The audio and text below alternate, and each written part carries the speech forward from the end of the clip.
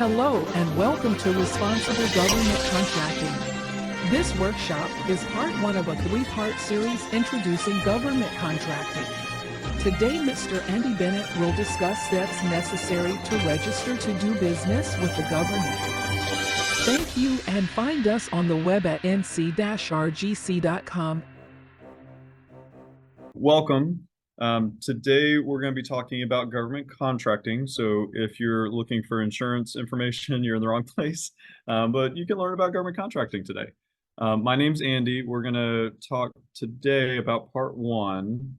We do a three-part series. So today, part one, we're going to talk about registration. This is really the first step in doing government contracting. There are a few more steps that you have to do beyond your normal, state registration and tax ID number for the IRS.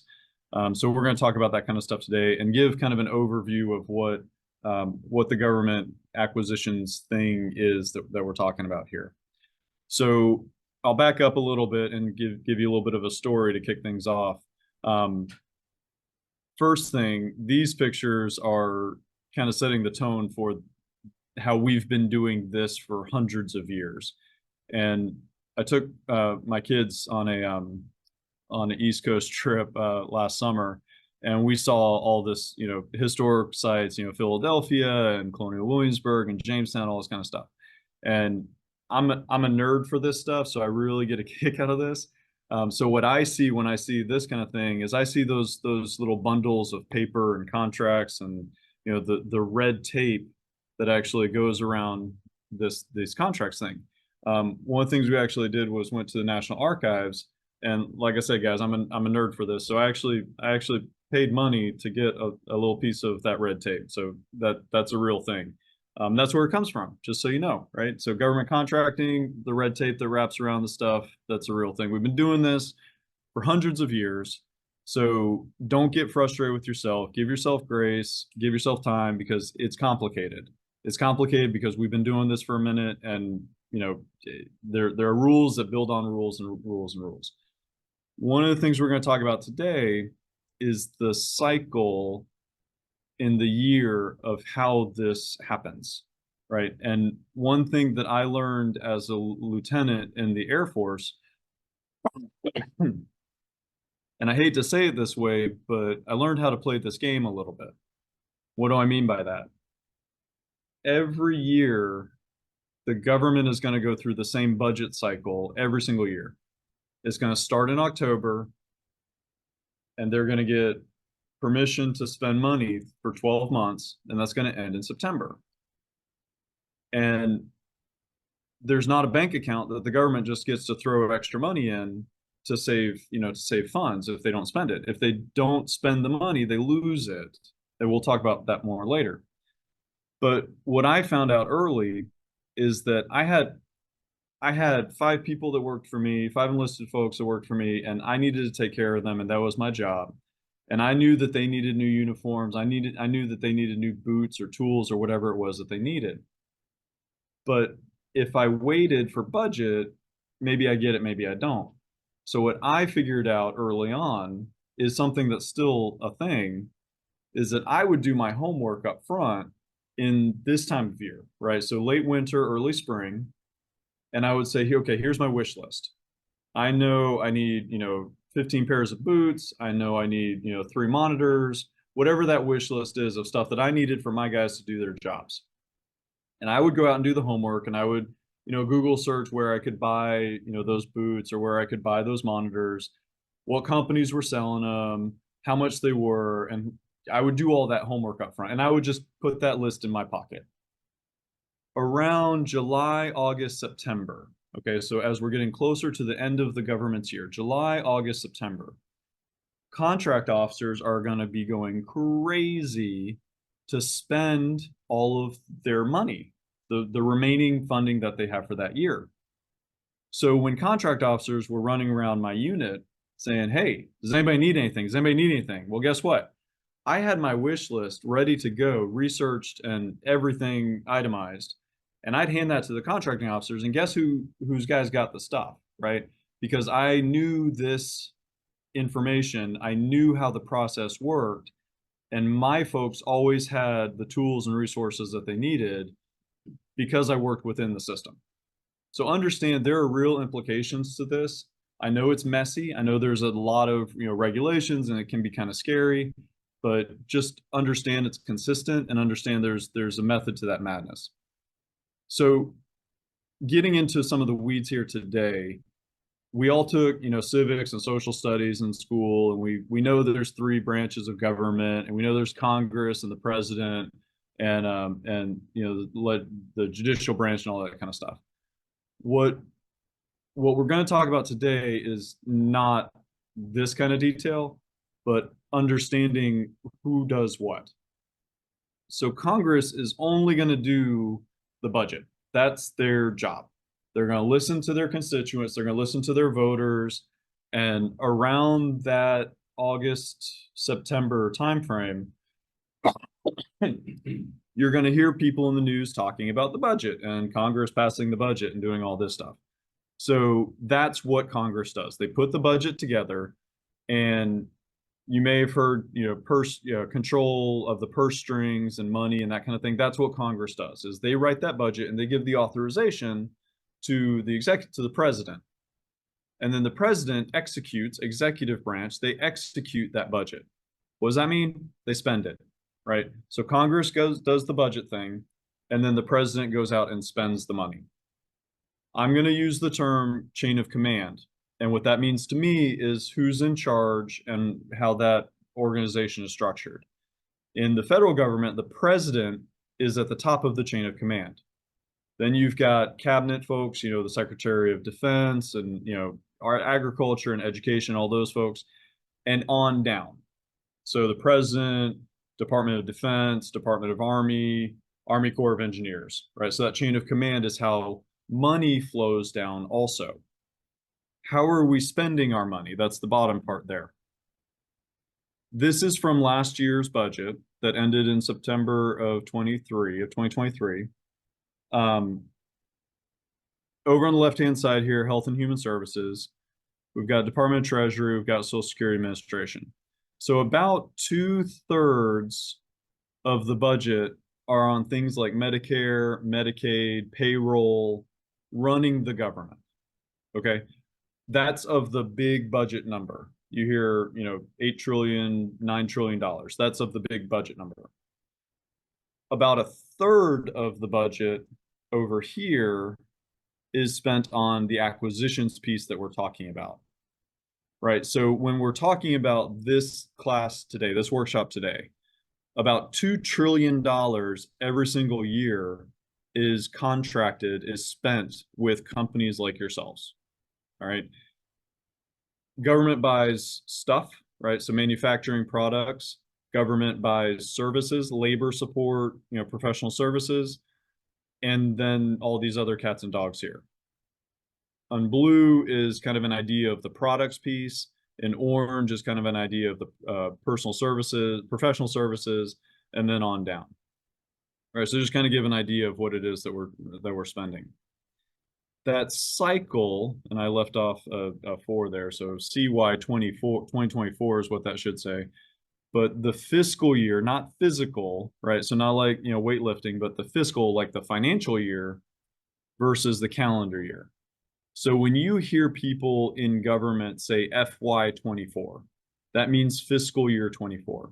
That means October 1st of 2023 through September 30th of 2024 is the government's financial year. That's their budget year. Why is that important? I just picked 3 agencies at random over on the left-hand side here. And I can tell you, I promise you that all of those peaks are September.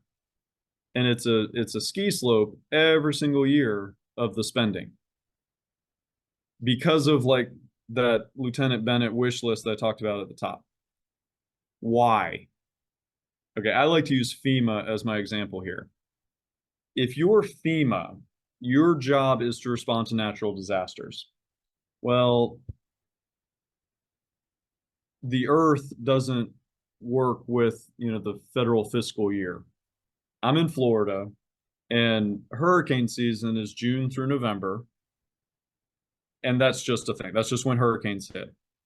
So if you're FEMA and you're responsible for responding to natural disasters, how do you budget for June to November when your fiscal year is October to September? Well, you have to make payroll, you have to, do the normal things, you have to pay for your internet and all that kind of stuff, right? So you have to have that normal annualized budget month to month, but then you reserve a a high amount, a high percentage of your budget as FEMA because you have to be prepared to respond to natural disasters. You can't accurately predict that. Department of Defense, same thing. The Army doesn't know when the next thing is going to happen. The Army has to be ready to respond to the president saying, go take that hill, whatever it is that the president decides. So how do they do that? Well, they have to reserve some of those funds throughout the year so that they're ready for that kind of response. The challenge with that is that legally, Congress is only authorizing 12 months of money. So if you're FEMA and you're holding back money, it's coming June, it's July, it's August, now you're starting to get nervous because as much as you need to reserve funds, you cannot carry over funds from September to October. That's, how Congress controls the budget. So that's where it's a spending crazy, guys. And this is bonkers. This is nuts, but this is the way it is. All right. So if you don't like it, write your congressman. But this is the lay of the land. So you need to know this coming into it from a government contracting perspective.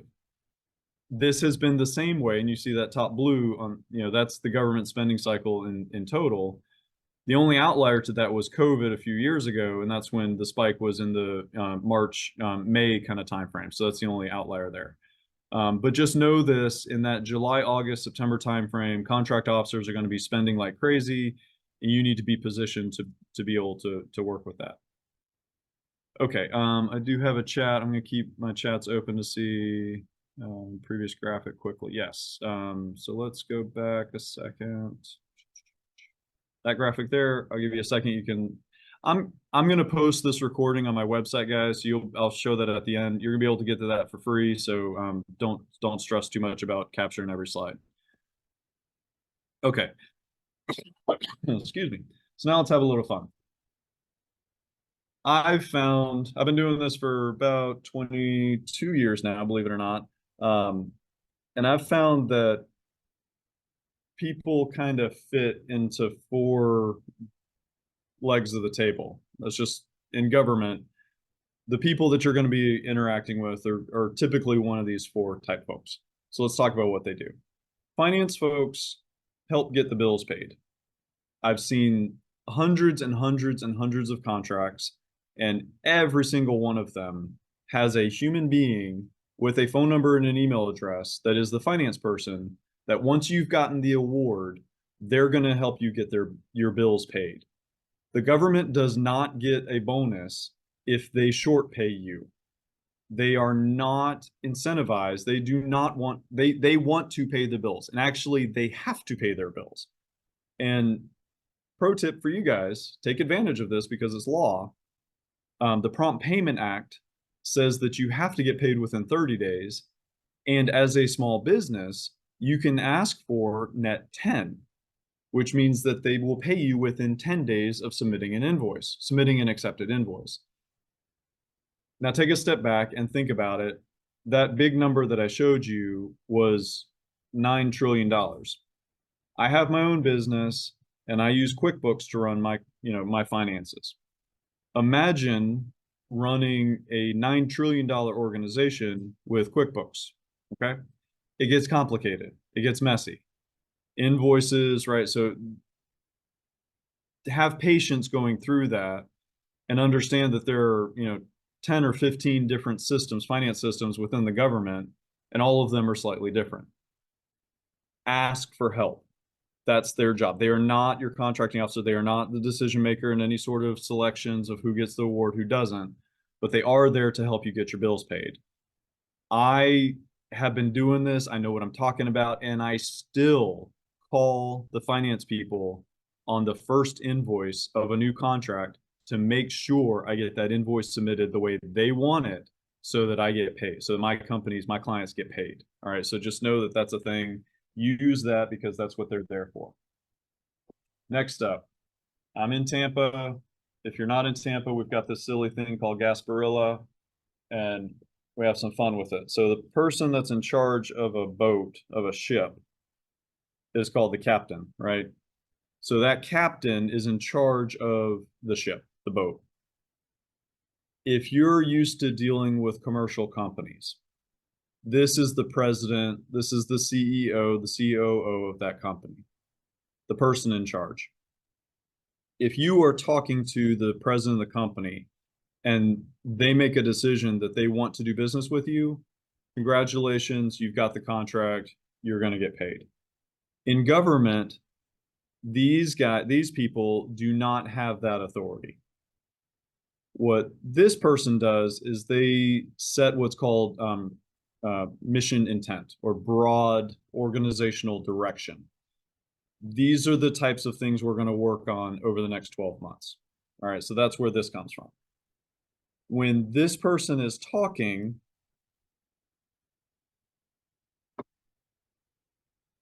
these people are listening. These are your end users. These are your project managers, your program managers, mission partners, program executive offices, all the same names, all different names for the same type thing. These are the people that are going to take that broad direction from the boss and break it down into manageable projects. All right. They are not your contracting officer. These are the folks who know the details about the job that's going to get done. These are the subject matter experts in the requirements to get the thing done, whether it's cleaning a building or buying new computers or building a battleship, right? These are the subject matter experts that are going to come up with that requirement. When they come up with that requirement, now we start talking about decision makers. This is the contracting officer. So when that end user is talking about requirements, they send that requirement over to that contracting officer, and that contracting officer is going to go out and do the competition. So why does this matter? Because depending on your business, that's going to change your sales approach. If you are in a line of business, let's use computers, for example. Let's say that you resell laptops and your major manufacturer is Dell. I like to use this. Let's say that you know that next year's model of Dell laptops is going to have a 15-inch monitor. And because you know your business, you know your competition, let's say HP, they are only going to have a 14-inch monitor. Okay, that's a difference. That's a specification that's different between you and your competition. When you are going out and selling to or talking to these end users, you're going to educate the end user that, hey, you know, this 15-inch monitor, this is the greatest thing since sliced bread. This is what we do. This is what competition does. You want a Dell 15-inch monitor. Okay, great. When that end user writes the requirement for that job, what do you think it's going to say? Requirement for 15-inch monitors. All right, they probably will not be able to say Dell 15-inch monitor, but they will be able to specify the monitor size. Now, when that requirement gets over to the contracting officer is going to say, oh, okay, 15-inch monitor, and they're only going to look for responses that include that monitor. So you've shaped that response. If you're not in a business with specifications like that, but you do have other factors that are benefit to you, then you're going to talk to the contracting officer. What kinds of things are here? Contracting officers are very risk averse. So they don't like to take bets. You're not going to find them in Vegas or gambling or anything like that. Contracting officers are very risk averse. So they like to see companies who have past experience. They have past performance. They have a resume of things that they've done like this before. They really like small businesses. We're going to talk about that more in a second. Contracting officers, end users couldn't care less. They are not the ones who are graded on small business utilization. Contracting officers get fired if they don't hit their small business objectives. Every single year, contracting officers have to do 23.7% of their budget, of that contract officer's budget, with small businesses.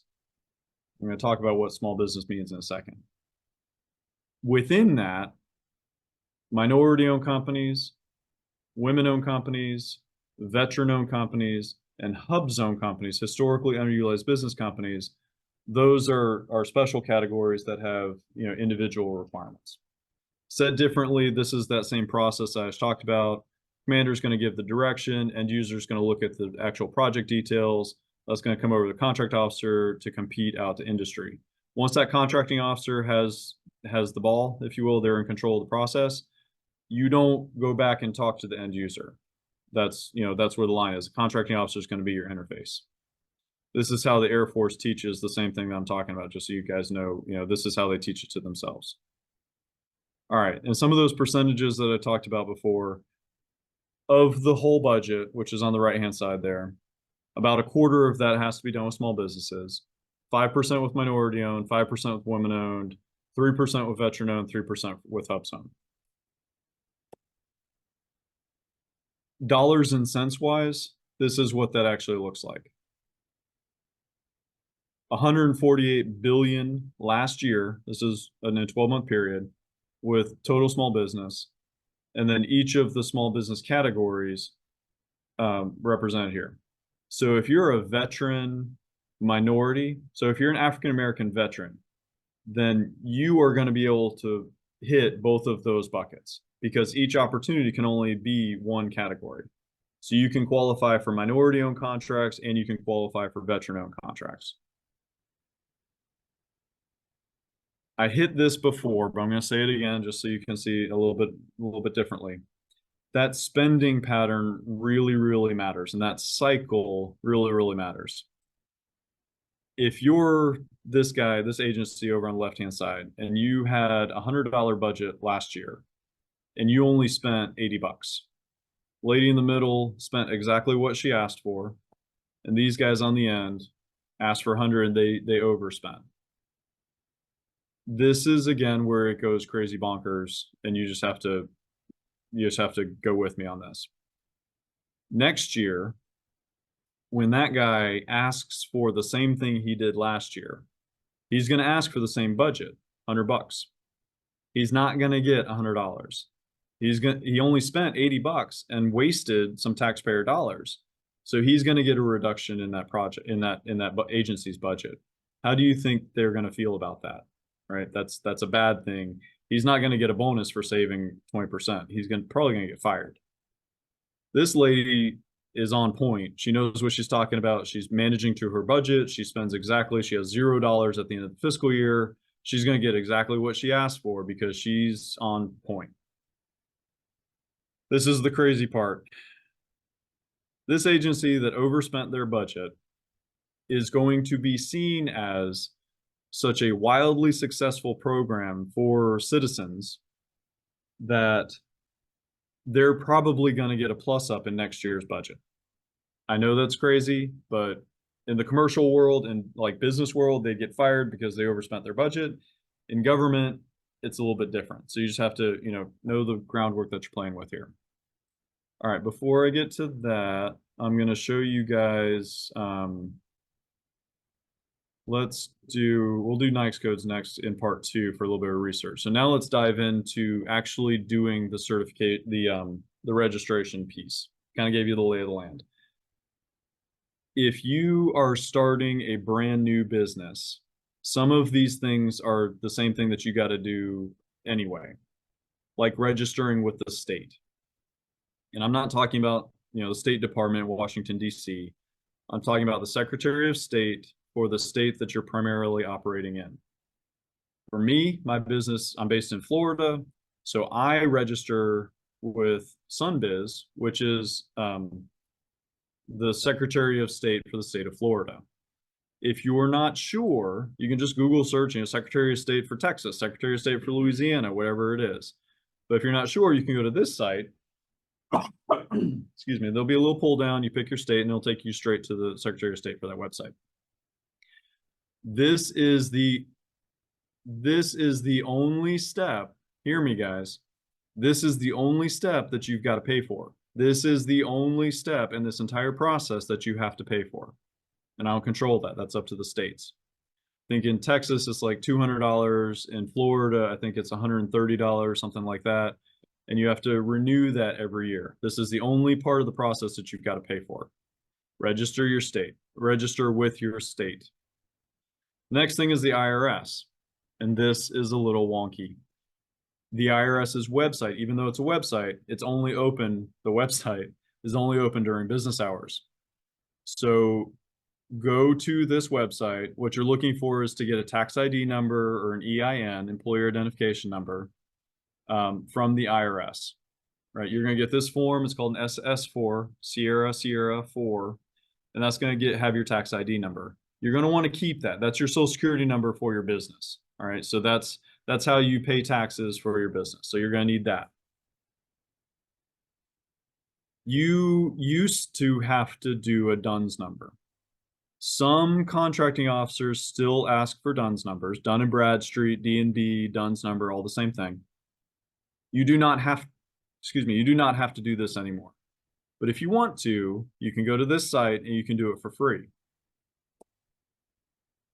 But again, you don't have to anymore. Now you've got a state registration. You've got a tax ID number.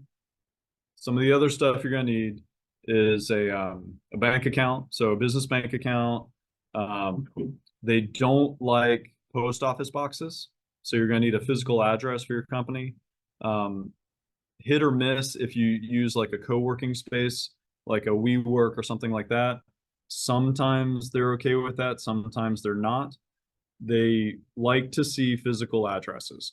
If you do like a FedEx Kinko's or something like that, just make sure you get a suite number and not a PO box. They won't let you use a PO box. Now you're ready to do this this thing that's up here, secure.login.gov. Again, doesn't cost you anything, but this is going to be like logging into your bank. You have to do that two-factor authentication.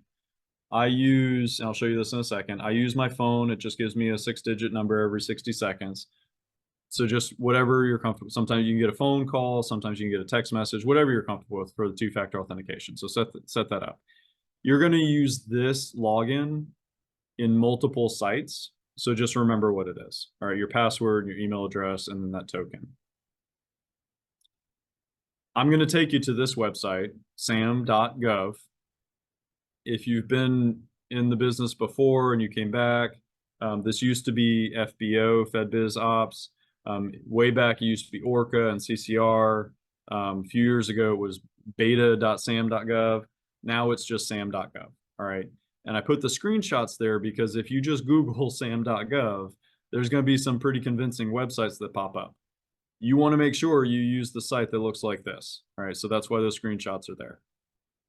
Once you go through that registration, a couple things are going to happen. I'm going to show you the registration, at least the start of it, in a second.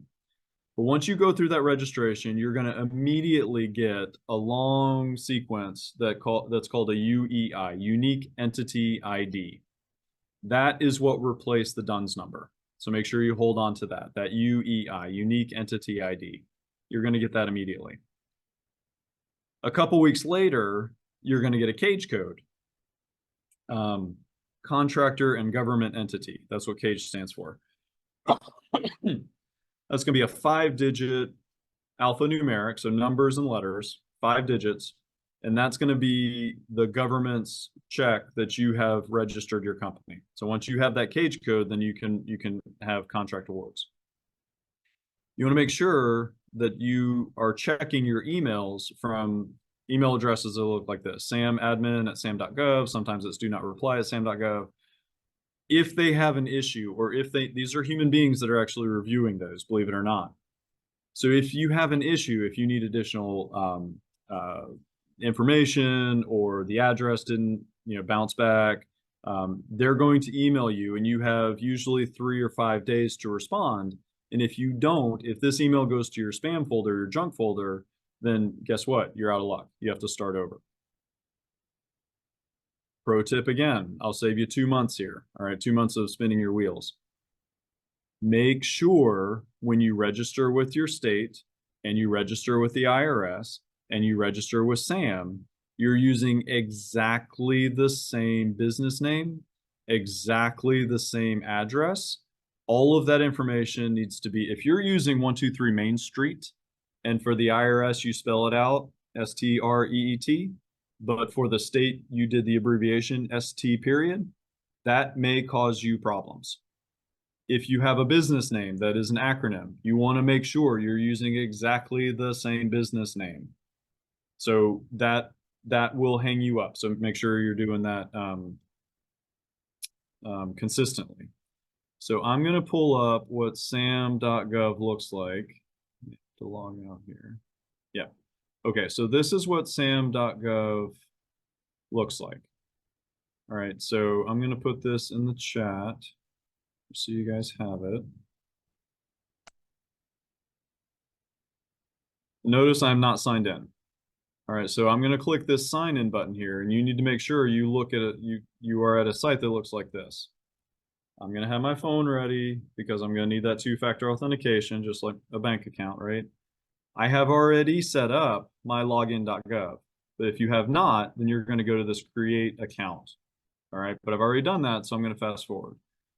Then I'm going to put my, this is just my computer, guys. You don't have to do that part. All right, so I'm going to put in my email address, my password. I'm going to sign in. I'm going to need my two-factor authentication. And there we go. Magical. If you come back for part 2, this is the same site we're going to go to find opportunities. So remember your login, remember your password, and all that kind of information. Notice now the sign in says sign out. So I know that I'm logged into sam.gov. I didn't pay anything for this site. This is, again, a free site. So I'm signed in. I'm going to hit home because it's probably going to take me to a different, the workspace here. When I hit home, this is the side screen, right side here. This is where I'm going to get started. Register your entity, get a unique entity ID, that UEI. All right, so it's pretty self-explanatory from this point. I'm going to walk through one thing so that you can see it here. Get started. That's all I clicked on. It's going to show me a couple of different options here. I'm just going to read the checklist, make sure you got everything. What they're going to tell you is make sure you've got your address, make sure you already have your tax ID number, make sure you have a bank account, all that kind of stuff. So now I'm ready. I'm going to get started. Okay. These questions you're going to want to pay attention to. Don't get click happy and just start going through it. So you're going to create a new entity, and all entity means is company. So you're going to create a new entity, and I want to do business with the government and best fits, sure. So I just, these are fine. This is, don't get hung up on these guys. I want to go through a couple more because there's one question that gets people hung up a lot. Who required you to register? Well, you can say I decided on my own. This doesn't mean anything, right? This isn't a big deal. This is just their surveys. Side note, Apex accelerators, they used to be PTACs, Procurement Technical Assistance Centers, Acquisition Centers. So these are the Small Business Administration's outreach to tell you what I'm telling you now, right? Karen runs the one at USF for the Tampa area. Yolanda runs the one over in Pinellas County. Please, they are free resources. Please reach out to them and ask questions. They're going to tell you the same type of stuff that I'm telling you here. But please reach out to them because they're great resources and they will help you if you have specific questions on this kind of thing. But as we're going through this registration, you can go through and pick, federal government told me to, or I decided on my own. That's fine. It doesn't matter. This is where we start getting into the details.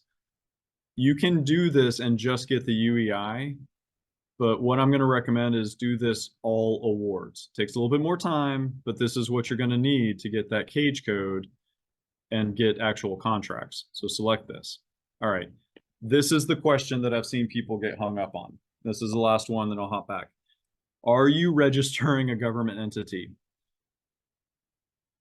I'm going to stick my neck out here and say no, because you are not starting your own government. All right.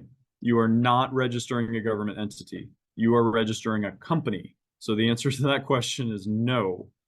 And then is your entity, again, company, is your company physically located in the United States? Yes or no, right? And then you just go through those answers there, and they're gonna get all in your business. They're gonna ask for your bank account, your tax ID number, points of contact, all that stuff. All right, and that's normal. That's what they're gonna do. Next, and I'm not gonna walk you through the rest of that. So that's the registration part there. Once you go through that registration, they're running 10 to 15 business days thereabouts if everything's smooth. If they have issues, then it's going to take a little bit more time, and they're going to email you with additional questions. All right, so part 2 we'll talk about next time, actually how to find opportunities, research.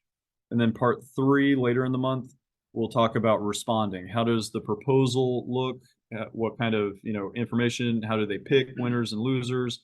So just make sure you tune in for those workshops, part 2 and part 3. Do this every month, so 3 workshops a month. If you guys want to hop on in future, please feel free. All right, thanks guys. Have a great rest of your week.